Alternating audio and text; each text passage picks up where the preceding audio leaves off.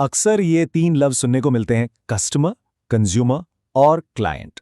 और सच पूछें तो ये लगभग एक जैसे ही लगते हैं, है ना?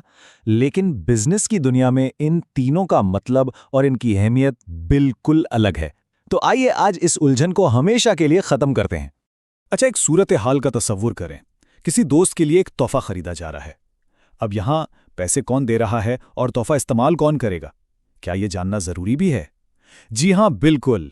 किसी भी कारोबार की कामयाबी के लिए यह फर्क समझना इंतहाई अहम है। चलें देखते हैं कैसे। चलें सबसे पहले बात करते हैं ग्राहक या कस्टमर की।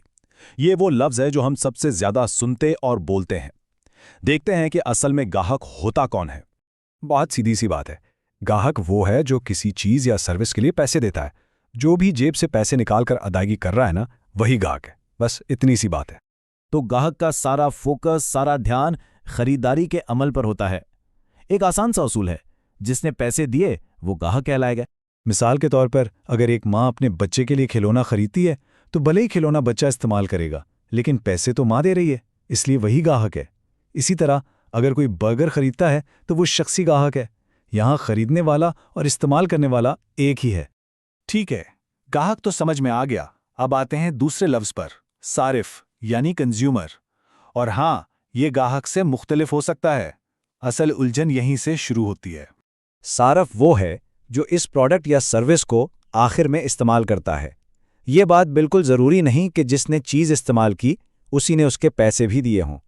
तो सारिफ का सारा दारोमदार इस्तेमाल पर है। ग्राहक खरीदता है लेकिन सारिफ उसे इस्तेमाल करता है। यही इन दोनों के बीच का बुनियादी फर्क है। और ये मिसालें इस फर्क को बिल्कुल वाज़े कर देती हैं। एक बाप अपने बच्चों के लिए चॉकलेट खरीदता है। यहाँ बाप पैसे दे रहा है तो वो ग्राहक है, लेकिन चॉकलेट तो बच्चे खा रहे हैं, इसलिए वो सारिफ हैं। एक और मिसाल देखें। एक कंपनी अपने मुलाजमीन के लिए लैपटॉप खरीदती है। यहाँ कंपनी ग्राहक है, लेकिन लैपटॉप इस्तेमाल करने वाले मुलाजिम सारिफ हैं। ग्राहक और सारिफ तो वाज़े हो गए। अब बात करते हैं तीसरी और आखिरी इस्तिलाह की, क्लाइंट। ये लफ्ज़ थोड़ा मुख्तलिफ है और इसका ताल्लुक आम तौर पर चीज़ों की खरीदो फरोख्त से नहीं बल्कि सर्विसेज यानी खिदमात से होता है। क्लाइंट वो होता है जो किसी प्रोफेशनल से खिदमात हासिल करता है, और आमतौर पर यह सिर्फ एक बार की खरीदारी नहीं होती बल्कि एक तवील अरसे तक चलने वाला ताल्लुक होता है। तो यहाँ मरकज़ी नुक्ता है पेशावराना ताल्लुक।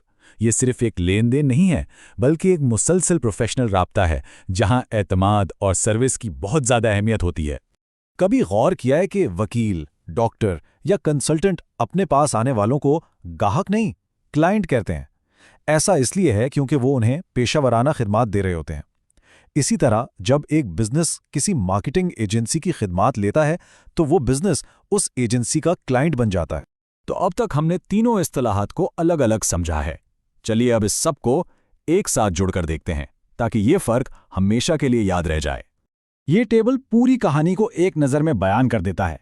ग्राहक जो खरीदता है, जैसे जूते खरीदने वाला, सारिफ जो इस्तेमाल करता है यानी जूते पहनने वाला, और क्लाइंट जो पेशावराना खिदमात लेता है, जैसे वकील से मशवरा लेने वाला। देखा कितना आसान हो गया। और अगर इसे और भी आसान करना है तो बस ये तीन बातें याद रखनी है। ग्राहक अदायगी करता है, सारिफ इस्तेमाल करता है और क्लाइंट का एक प्रोफेशनल ताल्लुक होता है, बस।